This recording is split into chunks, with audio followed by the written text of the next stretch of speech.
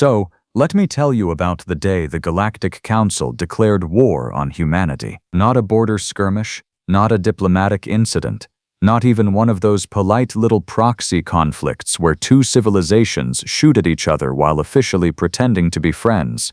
No, a full, formal, unanimous declaration of war. 43 species, seated in that grand rotating station above the Vorathi Nebula, raising their various limbs and tentacles and crystalline appendages in a vote that was, frankly, supposed to be a formality. Supposed to be. The Council had existed for 600 years. 600 years of managing the galaxy's more complicated residents, keeping the drain from eating the Pelhari, convincing the Sul not to detonate stars for sport, standard galactic housekeeping, and for most of those 600 years, humanity hadn't even been a footnote, just another carbon-based species on a mid-tier rock, barely spacefaring, arguing with each other over lines drawn in dirt. Then, rather suddenly, they weren't. I was present in the observation gallery the day the vote happened. My name is Velhari Os, Senior Intelligence Analyst for the Directorate of Civilizational Assessment, and I want to be very clear. I voted against this war, not because I felt any particular fondness for humans. I had reviewed the files. Humans are loud, irrational, emotionally volatile, and they name their warships things like Unrelenting Fury and the rather more unsettling Daddy's Home. I simply voted against the war because I had done my homework. Apparently, I was the only one who had. The argument on the council floor that day was led by High Speaker Marveth Dur, a Drain elder with 17 arms and the political instincts of a creature that had once ruled half this galaxy through sheer intimidation. Marveth had the presence of something ancient and immovable. When he spoke, the room quieted. When he pointed at the holographic display showing humanity's expansion charts, people nodded gravely. "They are spreading," Marveth announced, as if this were not something every spacefaring species had done since the beginning of recorded history. Their colonies number 412.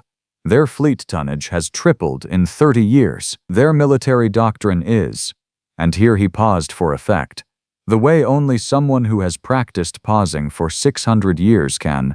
Unprecedented. Unprecedented. That word got a lot of use that day. I raised my hand.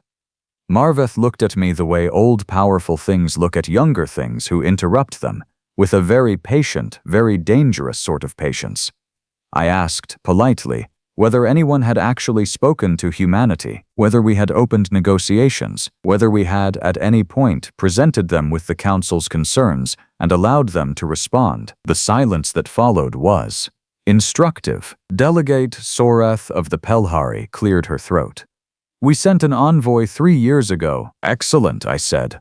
"What did they say?" The envoy reported that the human diplomatic minister was, she checked her notes, very friendly, offered him something called coffee, and spent 4 hours explaining why the Council's proposed expansion limits were, and I quote, "not going to fly." Not going to fly.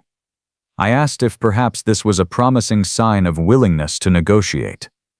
Soreth looked at me as though I had suggested we invite Dren warships to a birthday party. Marveth called the vote. The result was 42-1. I went home, poured myself a glass of Velhari wine, the good kind, the kind you save for moments of civilizational anxiety, and I read everything we had on human military history, not their recent history, all of it, going back to when they were still fighting each other with metal blades. I read about a place called Thermopylae where a few hundred humans held a mountain pass against hundreds of thousands simply because someone had to.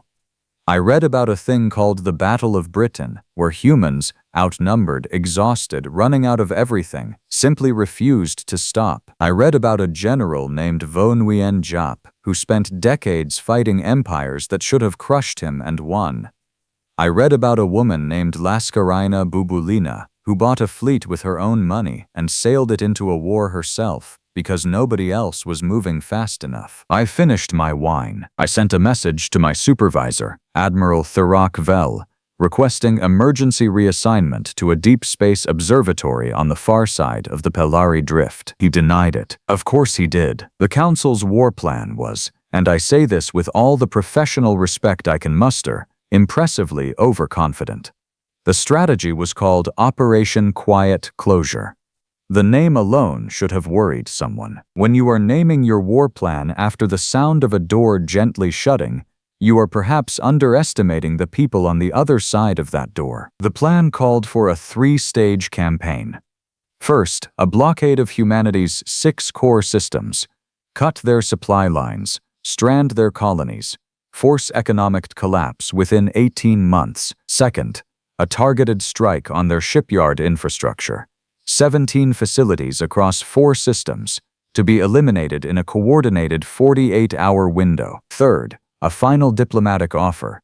Accept council governance, surrender autonomous military command, and humanity would be permitted to continue existing under supervised expansion. Tidy, clean, minimal casualties, maximum control. The fleet assigned to the blockade numbered approximately 800 vessels. A force that had, in previous engagements, successfully ended 3 smaller conflicts and persuaded 2 species to sign treaties they really did not want to sign. Admiral Thurak himself commanded from the flagship, the Dren Dreadnought Sovereign of Stars, a vessel so large it had its own weather systems.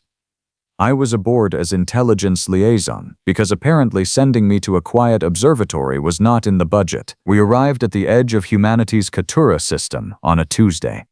Humans divide their time into 7-day cycles. Tuesday is the 3rd day. I mention this because the timing turned out to matter more than anyone expected. The blockade formation took 4 hours to establish. 800 ships arrayed in a perfect interlocking net around the jump points and transit corridors of Keturah. It was genuinely impressive. Admiral Thurak stood on the bridge of the Sovereign of Stars looking very satisfied. Delegate Marveth Dewar, who had insisted on observing the campaign personally, stood beside him looking even more satisfied. The human response came in 40 minutes. Not a distress call. Not a diplomatic channel opening. Not even a weapons lock. A single transmission. Text only. From a vessel that had appeared at the edge of our sensor range so quietly that 3 of our detection officers later had to explain in writing how they had missed it. The ship was human, medium class, designated, according to its own beacon, the INS Inevitable Conclusion. I want you to sit with that name for a moment. The message read, "This is Admiral Kezia Obuobi of the Integrated Naval Systems Command, 1st Expeditionary Fleet.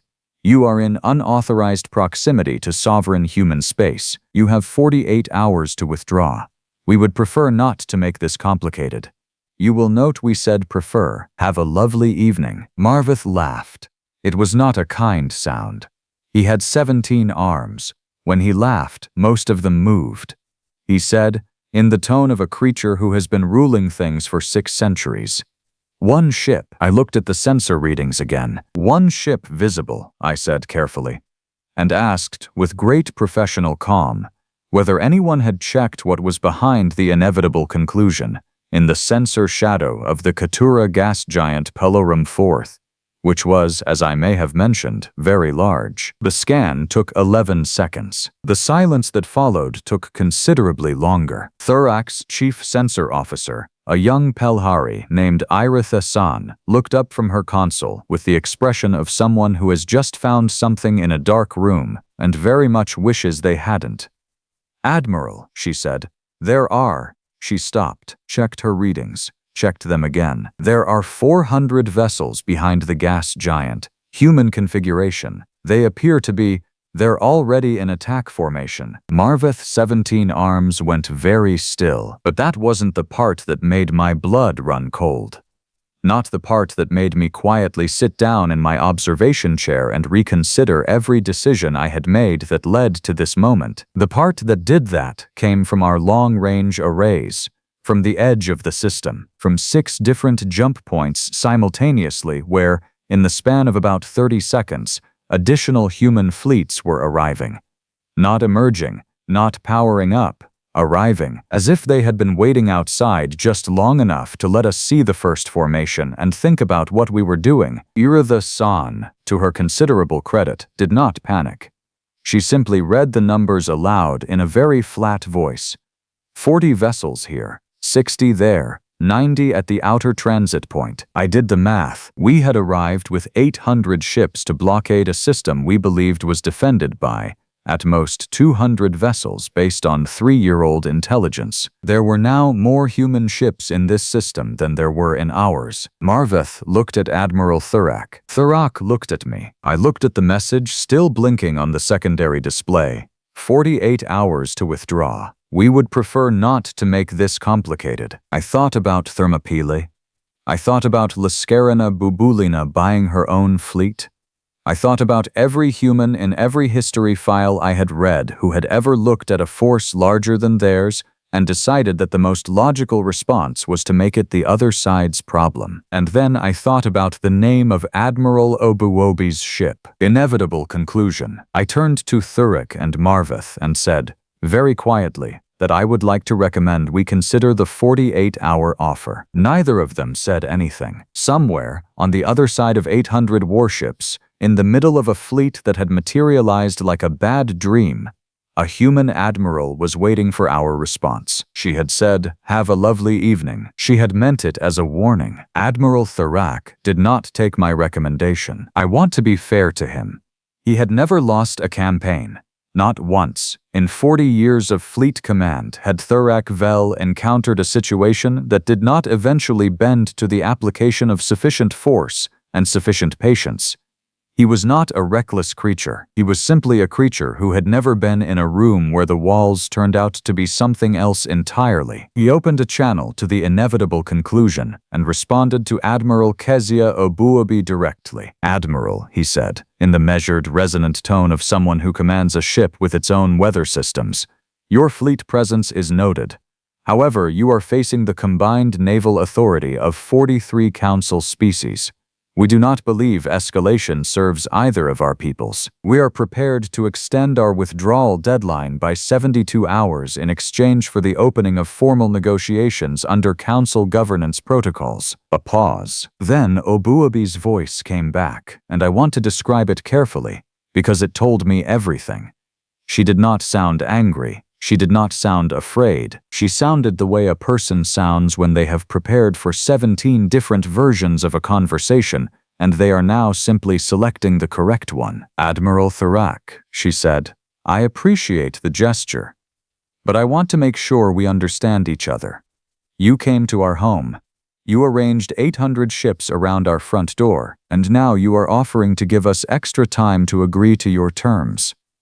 A brief pause. "I'm going to need you to understand that from where I'm sitting, those are not the actions of a party in a strong negotiating position." Marveth's arms moved again. Thurak's jaw tightened. Obuobi continued, "You have 41 hours and 53 minutes remaining on my original offer. I suggest you use them productively." The channel closed. I poured water into a cup I had brought from my quarters, because I had learned, early in my career, to always carry something to do with your hands during a crisis. It prevents you from doing something visible with your face. Thurak called a command council.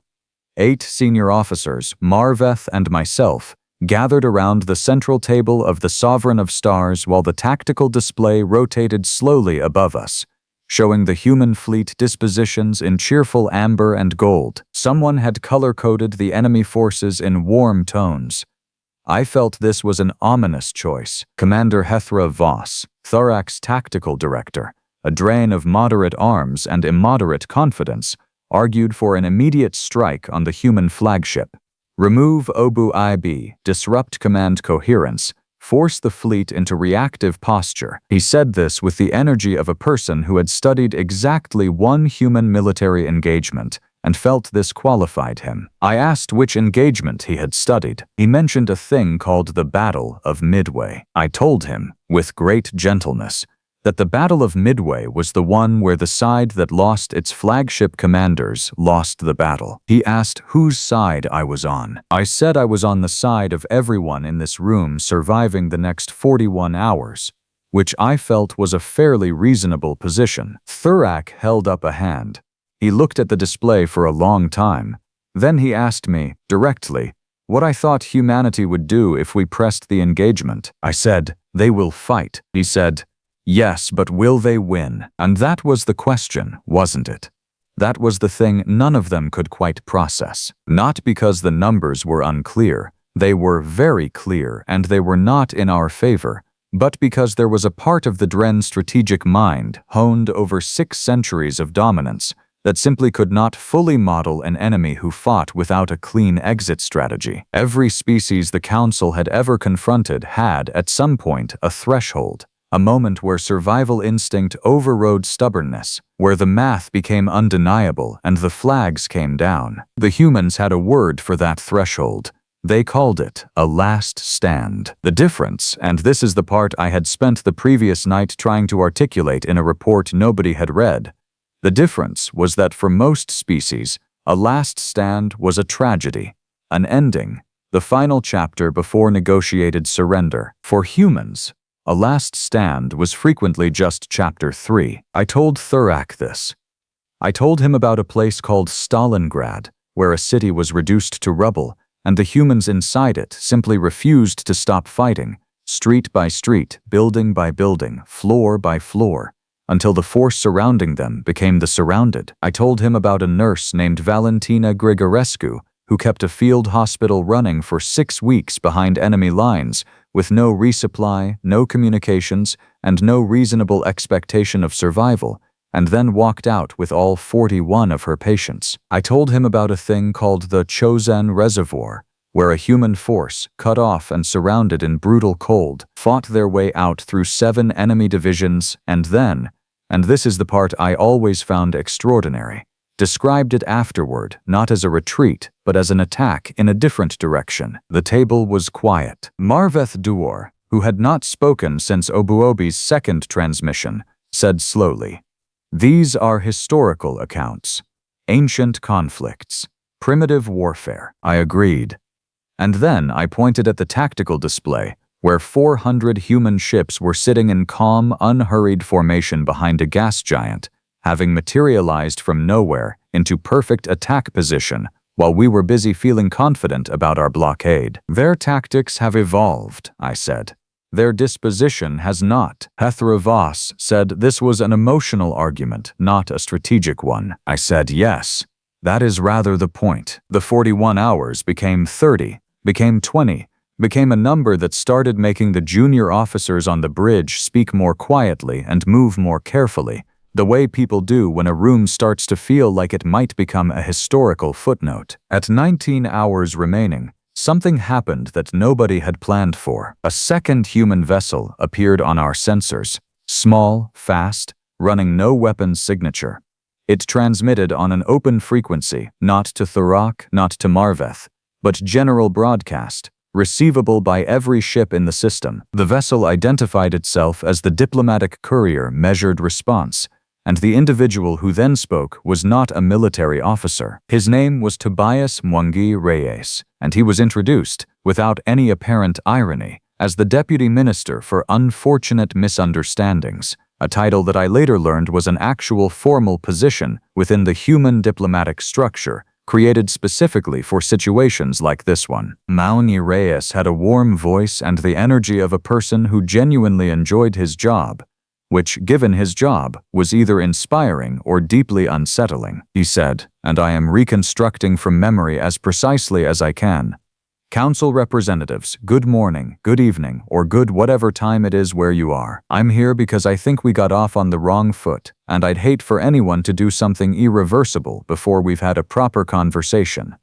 Admiral Obuobi is very good at her job, so good in fact that I have a strong professional interest in making sure the situation doesn't reach a point where she has to demonstrate just how good.